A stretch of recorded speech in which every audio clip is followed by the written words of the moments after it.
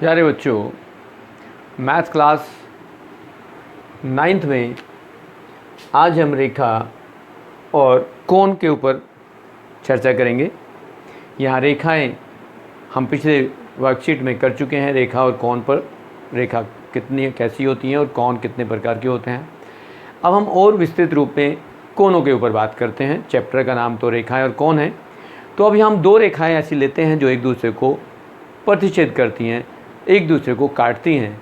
उनमें हम ये देखते हैं कि उनमें आपस में क्या रिलेशन होता है। तो सबसे पहला शब्द हम प्रयोग कर रहे हैं प्रतिच्छेद। प्रतिच्छेद का मतलब होता है कि यदि दो रेखाएं हम इस तरह से बनाएं तो ये एक दूसरे को प्रतिच्छेद कर रही हैं। यदि हम कह दें कि ये ए और बी है, ये सी और डी है, तो ओ बिंदु पर ये प्रतिच्छेद कर रही हैं। तो यहाँ हमारे पास जब दो रेखाएं एक दूसरे को प्रतिच्छेद कर रही हैं, अब दो रेखा हो सकती हैं, एक दूसरे को प्रतिच्छेद कर सकती हैं, तीन हो सकती हैं, चार हो सकती हैं, बहुत सारी रेखा भी हो सकती हैं। दो रेखा समांतर भी हो सकती हैं, दो रेखा समांतर नहीं भी हो सकती हैं। तो यहाँ हम दो रेखाओं की बात कर रहे हैं। तो अब जब दो रेखाएं यदि एक दूसरे को इस तरह से ए बी और बी सी डी की तरह काटती हैं तो इनको कहते हैं प्रतिच्छेदी रेखाएं। ये एक दूसरे को प्रतिच्छेद कर रही हैं, ये एक दूसरे को काट रही हैं। तो यहाँ हमें देखना होगा और यहाँ हम बता दें कि ये एंगल एक दूसरे को जो अपोजिट होते हैं, ये कोण ए ओ सी और बी ओ डी, ये आपस में बराबर होते हैं और इनको कहते हैं शीर्षाभिमुख कोण। अगला शब्द है शीर्षाभिमुख कोण। तो यहाँ आपस में ये बराबर होते हैं। कैसे बराबर होंगे, इनको हम नंबरिंग कर दें। 1, यहाँ हम लिख देते हैं 2, यहाँ लिख देते हैं 3 और यहाँ लिख दें यदि 4। तो हमारे पास ये जो कोण हैं, एंगल्स हैं, उनको कैसे प्रूफ करेंगे कि आपस में बराबर होते हैं। यदि छोटा सा हम देखें एग्जाम्पल, तो हम ये देखते हैं कि हमारे पास कोण 1 प्लस कोण 2 180 होते हैं, 180 डिग्री होते हैं। ये हम पिछले वीडियो में कर चुके हैं।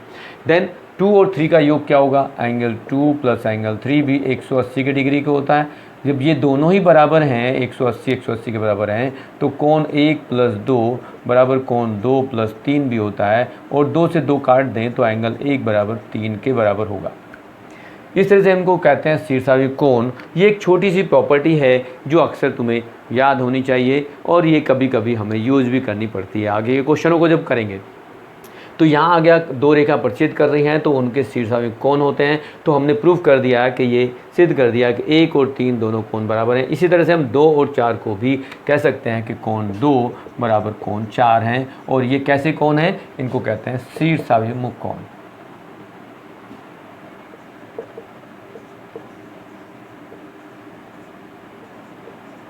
ये शीर्षाभिमुख कोण, इसको याद करने के लिए थोड़ा सा हम बता दें।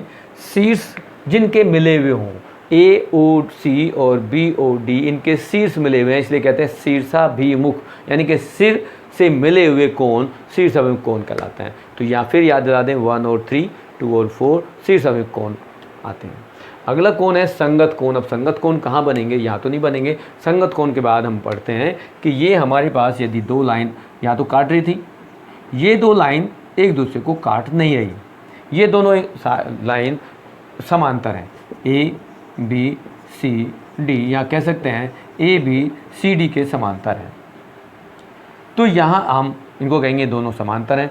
समांतर में यदि एक रेखा तीसरी जो हम कह देंगे ये ई एफ, ये पी और क्यू बिंदु पर काट रही है।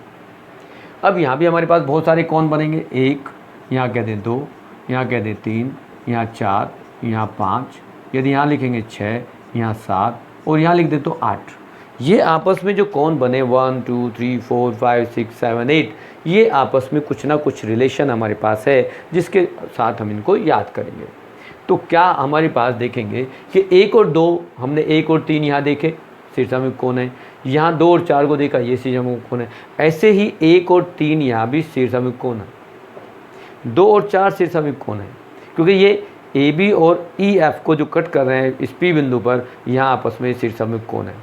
ऐसे ही 5 और 7 शीर्षाभिमुख कोण है, 6 और 8 शीर्षाभिमुख कोण है। तो शीर्षाभिमुख कोण तो हम यहाँ पढ़ चुके हैं कि दो लाइन के काटने से बनते हैं। लेकिन अब दूसरा शब्द आता है संगत कोण। तो संगत कोण में यहाँ आते हैं। संगत कोण की लिस्ट यदि हम लिखेंगे तो संगत कोण के लिस्ट में लिखेंगे हम 1 और 5,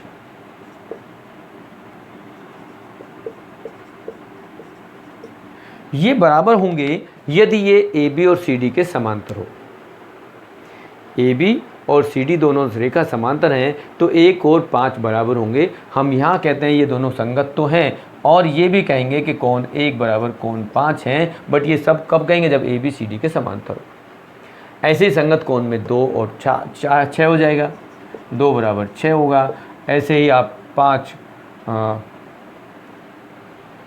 1 5 हो गया, 2 6 हो गया, 3 7 हो जाएगा, और 1 5 के पास 4 और 8 बचा। ये आपस में बराबर होते हैं। ये हम 1 5 2 6 3 7 और 4 8 को संगत कोण कहते हैं। और यदि हमें फिर बात करें कि ए बी सी डी के समांतर है तो ये सारे कोण आपस में बराबर होते हैं, इनको हम संगत कोण कहते हैं।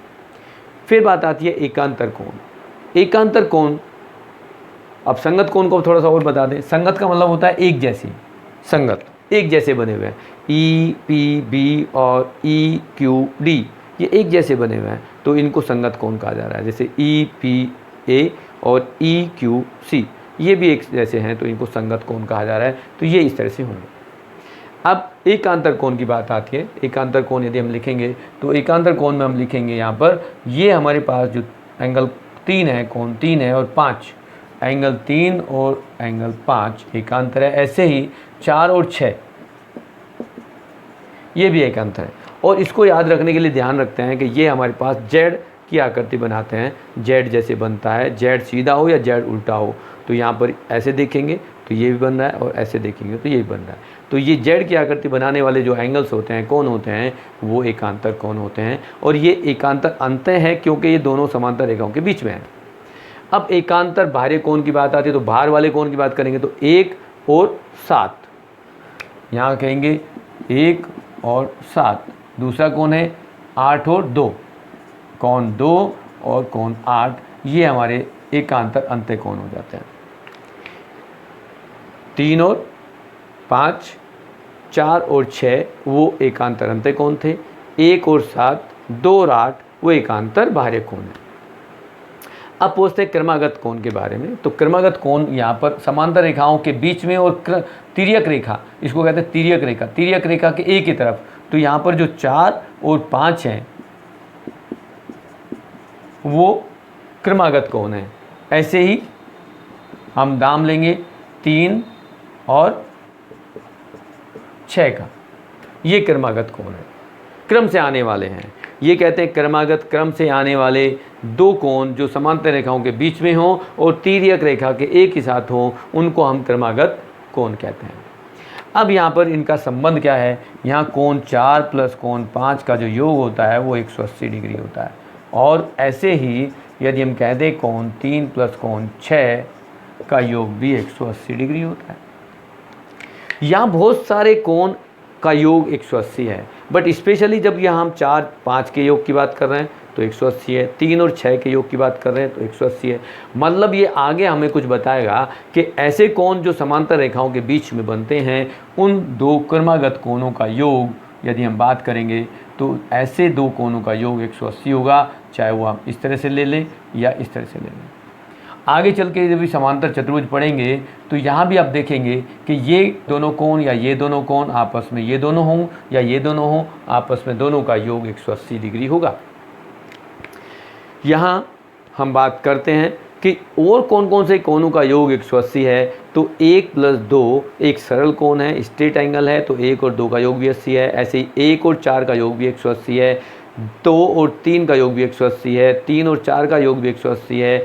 हम यहाँ 5 और 8 का योग 180 करेंगे, 5 प्लस 6 का योग भी 180 होगा, 6 और 7 का योग भी 180 होगा, 7 और 8 का योग भी 180 होता है। तो ये बहुत सारे कोणों का योग भी हमारे पास 180 डिग्री के बराबर होता है।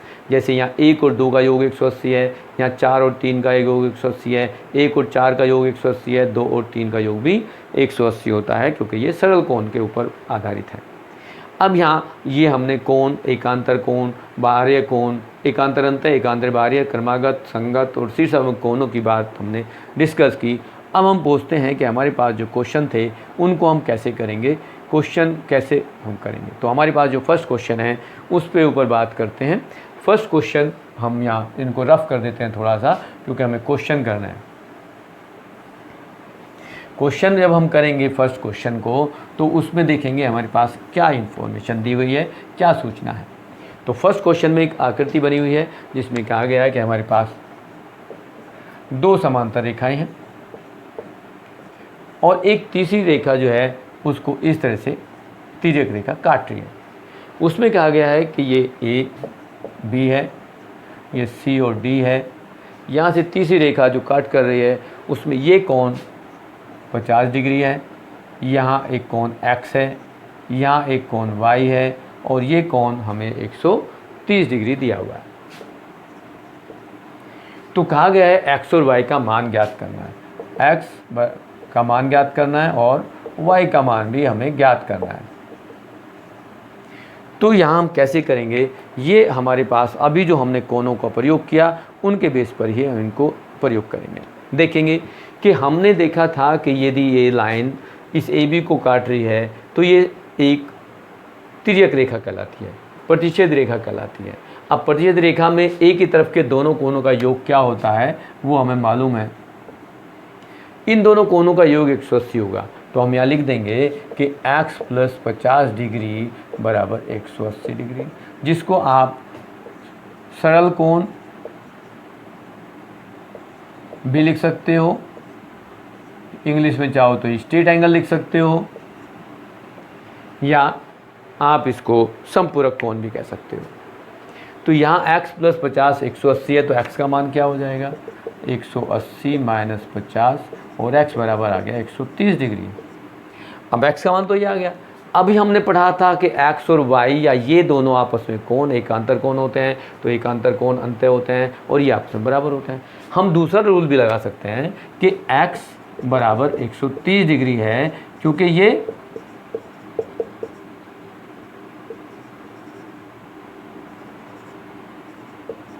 कैसा कोण है, शीर्षाभिमुख कोण भी है, और शीर्षाभिमुख कोण जो होते हैं वो आपस में बराबर होते हैं। तो y किसके बराबर हो गया 130 के बराबर हो गया, x तो 130 था, y 130 के बराबर हो गया। तो यहाँ हम लिखेंगे कि x बराबर y बराबर 130 डिग्री। ये हमारे पास आंसर हो गया आपके फर्स्ट क्वेश्चन का। अब हम पूछते हैं, यदि सेकंड क्वेश्चन की बात करें तो सेकंड क्वेश्चन हमारे पास क्या है उस पर चलते हैं। तो सेकंड क्वेश्चन में हमें कहा कि एक ऐसी आकृति है जिसमें से फिर x और y की मान निकालने हैं, बट सेकंड क्वेश्चन की आकृति को बना लेते हैं। ये एक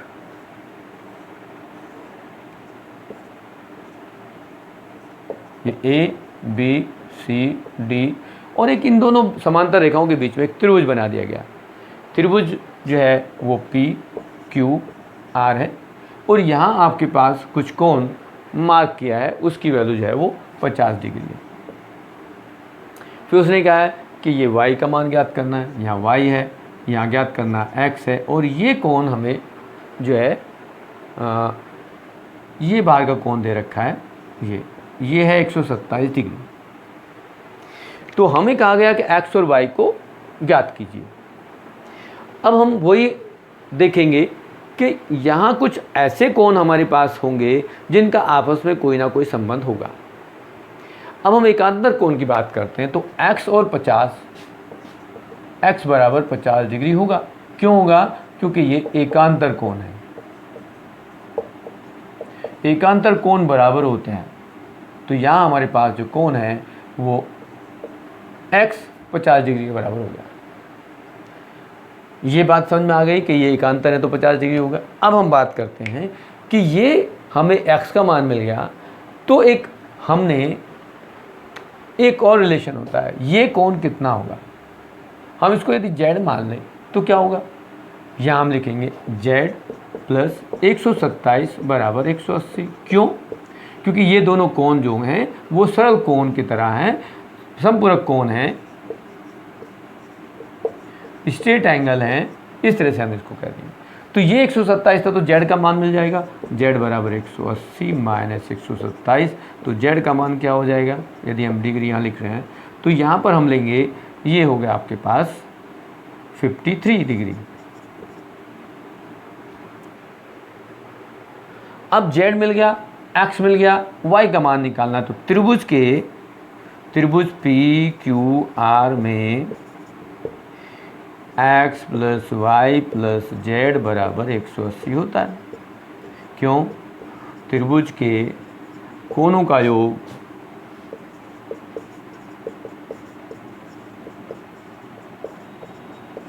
एक 180 डिग्री होता है।